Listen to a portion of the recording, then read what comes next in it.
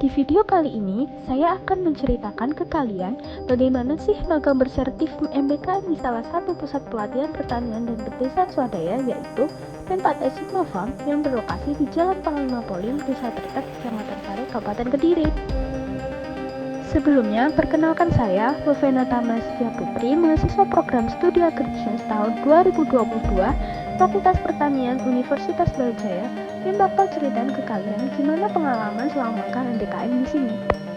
Jadi teman-teman, saya di sini belajar tentang teknis budidaya hidroponik, mulai dari belajar pengecekan nutrisi dengan menggunakan teknik medan dan pH meter untuk mengetahui larutan nutrisi yang terlarut dan tingkat keasaman air di aliran instalasi tanaman. Dan di sini saya juga diajarkan cara menghitung larutan nutrisi dengan menggunakan rumus.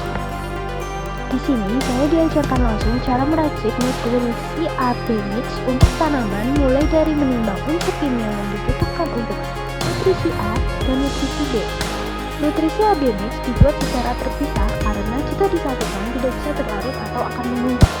Nutrisi AB mix juga merupakan salah satu produk yang dijual di P4S Sigma Farm. Produk yang dijual berupa padatan 5 liter dan ada juga yang berupa larutan 250 ml dan 500 ml. Di sini saya diajarkan cara membagi unsur nutrisi padatan untuk dijual. Selanjutnya di sini saya diajarkan cara menyemai tanaman menggunakan media non substrat sesuai dengan SOP yang berlaku. Media tanam substrat merupakan media tanam yang akhirnya langsung ke aliran nutrisi. Pertama-tama, menyiapkan media tanam non substrat dengan menggunakan rockwool dengan memotong sesuai dengan ukuran. Dan khusus untuk media tanam kangkung, rockwool harus dihancurkan terlebih dahulu. Setelah muncul epikotil, dilakukan pemeliharaan berupa monitoring semaian.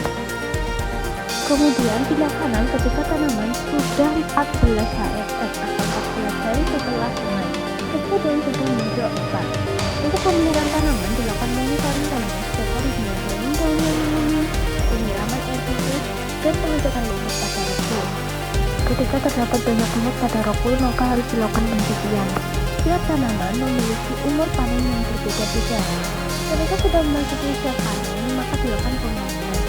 Untuk perlakuan pemanenan bisa dimulai dari melepas ekor, kemudian dicuci dan ditimbang, kemudian dipacking dengan menggunakan bakteri dan dikasih batu sebagai ekor.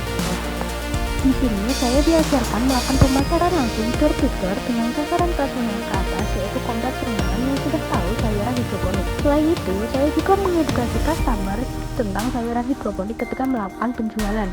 Ketika panen banyak, P4S Sigma Farm juga suka berbagi ke lingkungan sekitar P4S Sigma Farm. Terdapat macam-macam sayuran di P4S Sigma Farm seperti jaisim, pakcoy, kale, semanggi, selada yang sudah bersertifikasi Prima 3. Sertifikasi Prima 3 yaitu aman untuk dikonsumsi langsung, bebas dari pestisida. Namun terkadang masih ada kendala dari sayuran ini, yaitu ketika sudah diserang kutu akan sulit dihilangkan karena hanya dengan perlakuan fisik saja cara pembasmiannya. Di sini saya juga diajarkan cara sterilisasi pasca panen, yaitu dengan mencuci pipa instalasi dan ekspor menggunakan bagian kemudian dibilas dengan air bersih. Di sini seperti itu yang diutamakan. Selanjutnya diajarkan juga budidaya menggunakan media tanam substrat, yaitu kokopit. Untuk persiapan media tanam kokopit dilakukan pengayakan untuk pemisahan serat kokopit dan dimasukkan ke dalam polybag. Kemudian dilakukan pembilasan air bersih dan pemberian H2O2 untuk menghilangkan zat yang ada pada kokopit. Setelah pemberian H2O2 dilakukan pembilasan terakhir sampai airnya penuh dan kokopit siap dimasukkan ke dalam greenhouse untuk ditanami melon hidroponik. Budidaya melon hidroponik menggunakan sistem terbuka dengan drip irigasi. Larutan nutrisi dialirkan melalui drip irigasi yang langsung diserap akar. Budidaya melon ini sudah menggunakan smart farming, di mana tanaman akan ditanam secara otomatis sesuai dengan jam yang telah diatur. Untuk pemeliharaan tanaman melon, dilakukan pengamatan pertumbuhan, polinasi jika sudah berbunga, dan jika sudah jadi melon kecil, dilakukan pengandungan buah dan pruning cabang daun. Dan tidak lupa penyemprotan KNO3 untuk meningkatkan kandungan gula pada melon. Ketika sudah mendekati usia panen, dilakukan pruning daun bawah, tujuannya agar nutrisi lari ke buah tidak ke daun, sehingga buah yang dihasilkan manis. Di sini saya juga diajarkan cara panen melon dan pasca panen melon. Terdapat banyak varietas melon yang dihasilkan di P4S Sigma Farm. terdiri dari varietas Honeyclub, Kinanti, Fujisawa, dan Intanon. Pemasaran buah melon hidroponik dilakukan secara online maupun offline. Untuk offline, dilakukan penjualan langsung di depan greenhouse dengan mendirikan stand dan berjualan di stand CFD pada hari Minggu. Untuk penjualan online dilakukan melalui media sosial WhatsApp dan Instagram. Selain itu, saya diajarkan melaporkan stok opening penjualan dan nutrisi serta umur tanaman. Selain itu, Pemkab Sigma Farm juga menerima kunjungan seperti kunjungan anak TK, studi banding kelompok tani, dan kunjungan universitas untuk mengedukasi budidaya hidroponik dan manajemen agribisnis.